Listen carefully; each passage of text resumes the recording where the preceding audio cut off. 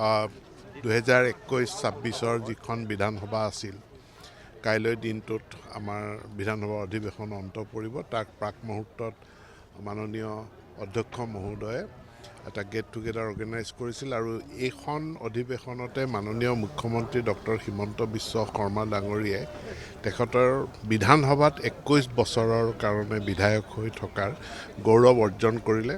অধ্যক্ষগৰাকীয়ে তাৰ সন্মানাৰ্থে এক কাৰ্যসূচী আয়োজন কৰিছিলে।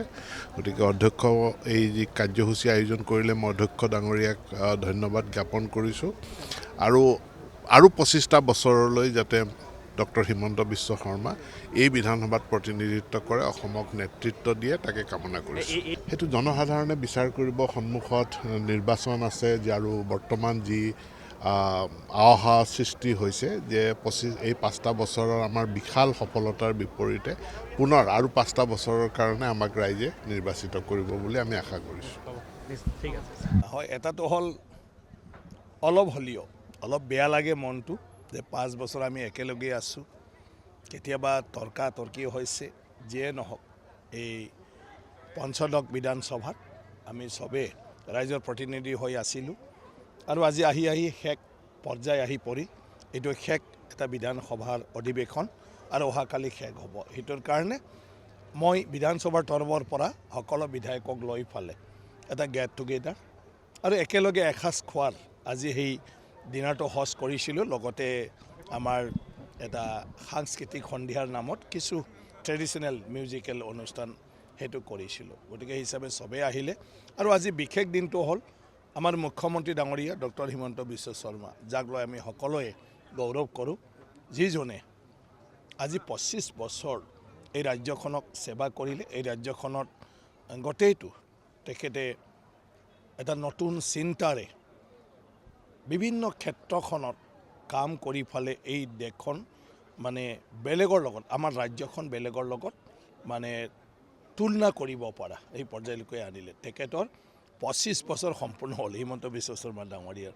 2001 চনৰ তেখেতে প্ৰথম বিধায়ক হৈছিলে। আজি 2025 সম্পূৰ্ণ হ'ল, 2026লৈকে আহিলে আৰু সেইটোৰ কাৰণে তেখেতৰ নামতো আজি আমি কেক কাটি ফালে তেখেতক আমি কংগ্ৰেচুলেশ্যন জনাইছোঁ আৰু আহি থকা দিনটোৰ কাৰণে শুভেচ্ছা জনাইছোঁ। 25 বছৰ যেনেকৈ তেখেতে MLAৰ পৰা মন্ত্ৰী, মন্ত্ৰীৰ পৰা মুখ্যমন্ত্ৰী হয় অসমৰ জনগণৰ কাৰণে আৰু অসমৰ কাৰণে কাম কৰিলে আৰু চবকে এটা সাহস দিলে।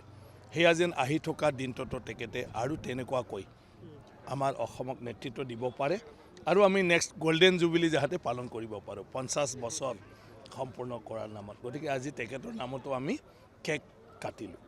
5 বছৰীয়া আপোনাৰ অধ্যক্ষৰ যাত্ৰাটোত তিতা মিঠা অভিজ্ঞতা কেনেকুৱা? তিতা মিঠাটো জীৱনৰ এটা পাৰ্ট হয়। মানে ঈশ্বৰে যেতিয়া আমাক সৃষ্টি কৰিছে তো আমি এটা সংগ্ৰামৰ মাজেদি আমি আগবাঢ়ি যাব লাগিব। তো বিধানসভাৰ অধ্যক্ষৰো তেনেকুৱা ধৰণৰ যে বিধানসভাত অধ্যক্ষ হোৱা হিচাপে প্ৰত্যেকটা দল আৰু প্ৰত্যেকজন প্ৰতিনিধিক সন্তুষ্ট কৰাটো চবতকৈ ডাঙৰ কথা। বিধানসভাৰ বিভিন্ন বিষয়ত আলোচনাৰ সময়তো কাকবা সময় দিয়া নিদিয়া সেইটো লৈও অভিযোগ তেনেকুৱা ধৰণৰ আহে। গতিকে চবকে মানে সম্পূৰ্ণভাৱে সন্তুষ্ট কৰিব নোৱাৰে, সুবিধা দিব নোৱাৰে, সেইটোতো থাকিবই। কিন্তু তথাপিও মই বহুত সন্তুষ্ট আৰু বহুতে মোক কৈছেও, স্বীকৃতিও দিছে এই 5 বছৰত মানে বহুখিনি কাম সকলৰ সহযোগত মই সমাপন কৰিব পাৰিছোঁ। বিধানসভাত মই মানে বিভিন্ন আমাৰ বিধানসভা পৰিচালনা কৰাৰ নিয়ম নীতিবিলাক সলনি কৰি এটা সহজ মাধ্যমত আনিব পাৰিছোঁ, য'ত মানে বেছিৰ পৰা বেছিকৈ আমি প্ৰত্যেকটা বিষয়টো চৰ্চা কৰিব পাৰোঁ। সেইবিলাক কৰা হৈছে। বিভিন্ন আন্তঃগাঁথনি ইয়াত আমি উন্নত কৰিলোঁ। আমি ডিজিটেল লাইব্ৰেৰী কৰিলোঁ, যিটো 1936 চনৰ পৰা অসম বিধানসভাৰ গোটেই প্ৰচিডিংটো আমি ডিজিটেল কৰি পেলালোঁ। ইয়াৰ পিছত আমি এতিয়া ডিজিটেল মিউজিয়াম কৰিলোঁ, য'ৰ পৰা অসম বিধানসভা মাত্ৰ নহয়, অসমৰ ইতিহাসটো আহি ফালে উইদিন দি ছেকেণ্ড, মিনিট নালাগে, চবটো আমি ডিজিটেলৰ মাধ্যমেদি চাব পাৰোঁ, দেখুৱাব পাৰোঁ।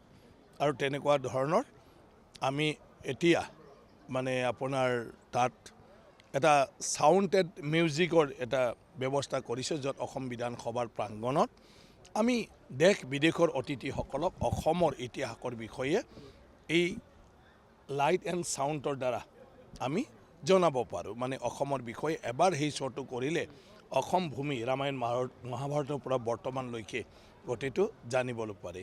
সেইটো আমি কৰিছোঁ অসম বিধানসভাত আৰু বিভিন্ন আমি মানে আঁচনিবিলাক ৰূপায়ণ কৰিছোঁ। ই বিধান হ'ল আমাৰ এতিয়া চবটোৱে।